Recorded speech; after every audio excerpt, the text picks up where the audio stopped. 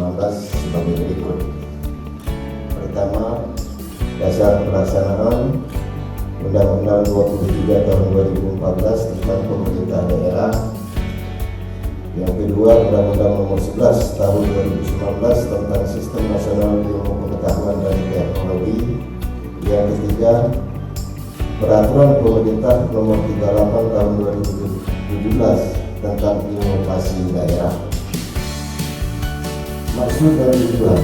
Maksud kegiatan ini adalah untuk mendorong inovasi yaitu ekonomi yang dibangun atas dasar ilmu pengetahuan dan teknologi agar terbentuknya budaya kreatif dan inovatif di bidang ilmu pengetahuan dan teknologi. Sedangkan tujuan yang hendak dicapai adalah memilih kreativitas dan inovasi teknologi terbaik dan mendorong terbentuknya budaya kreatif dan inovatif di bidang fintech dalam rangka meningkatkan daya saing dan kesejahteraan masyarakat. Tema yang kami ambil yaitu pengembangan inovasi daerah menuju Lampung Selatan yang sejahtera dan berdaya saing. Pelaksanaan peserta inovasi itu kan harus di mana menjelaskan bahwa smart oleh ini ukurannya sangat besar sehingga untuk dibawa